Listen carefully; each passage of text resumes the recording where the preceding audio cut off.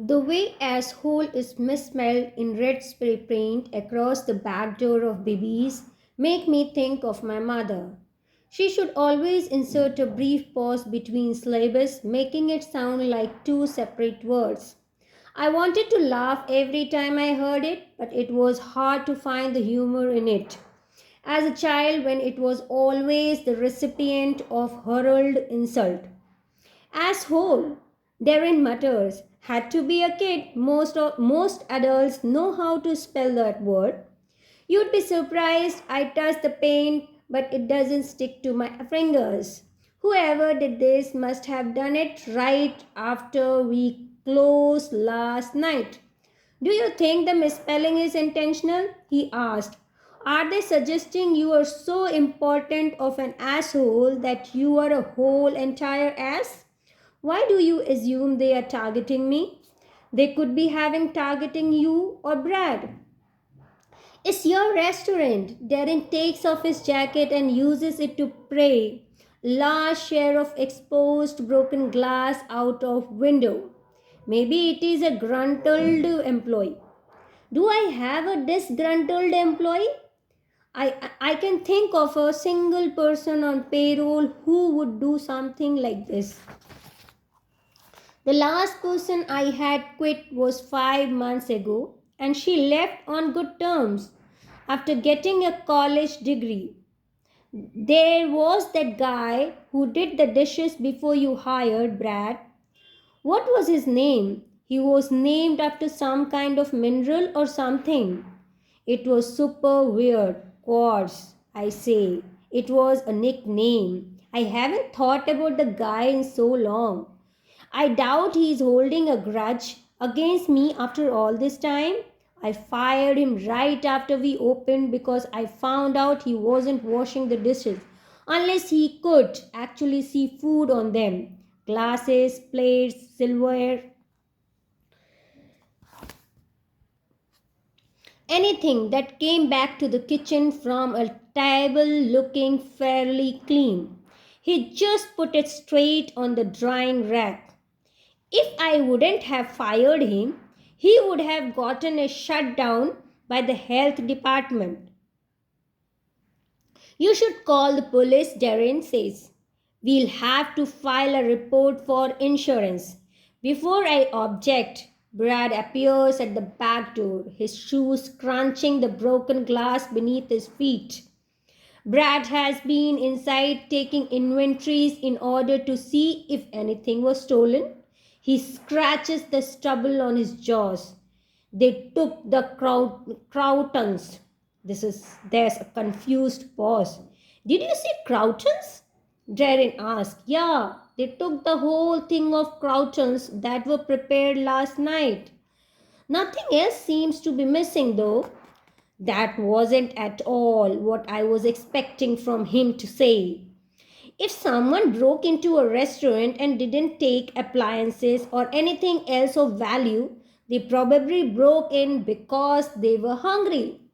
I know that kind of desperation firsthand. I'm not reporting this. Darren turns to be me. Why not? They might catch whoever did it. That's the point. I grab an empty box out of the dumpster and start picking up shards of glass. I broke into a restaurant once, stole a turkey sandwich. Brad and Darwin are both staring at me now. Where are you drunk? Darren asked. No, I was hungry. I don't wanted anyone arrested for stealing croutons. Okay, but maybe food was only the beginning. What if they come back for appliances next time? Darren says. Is this a security camera still broken? He's been on me to get the repaired for months now. I have been busy. Darren takes the box of glasses from me and starts to pick up the remaining pieces. You should go work on that before they come back. Heck, they might even try to hit you. Corrigans tonight since Bibbs was such an easy target. Corrigans has working security and I doubt Whoever it was will vandalize my new restaurant. I was, it was a matter of convenience, not a targeted breaking. You hope. Darren says, I open my mouth to respond, but I am interrupted by an incoming text message. I don't think I have ever reached for my phone faster. When I see the text isn't from Lily, I deflate a little. I ran into her this morning while I was running errands. It was the first time we've seen such other in a year and a half, but she was late for work and I had just received the text from Darren informing me we had a break-in. We parted somewhat awkwardly on the promise that she would texted me once she got to work. It's been an hour and a half since then. I still haven't heard from her. An hour and a half is nothing, but I can't ignore the nagging in my chest that's trying to convince me that she is having doubt about everything that was being said us in the 5-minute exchange on the sidewalk. I'm definitely not having doubt about that, I said. I might have gotten caught up in the moment in seeing how happy she looked and finding out she's no longer married. But I meant every word I said to her. I'm ready for this, more than ready.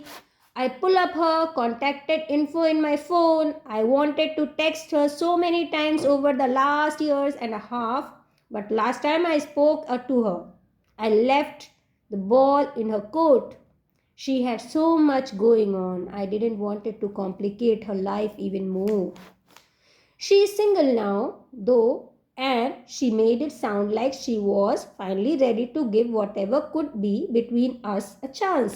However, she had an hour and a half to think about our conversation. An hour and a half is plenty for a time to form regrets. Every minute that passes without a text is going to feel like a whole damn day. She is still listed as Lily Kinchad in my phone.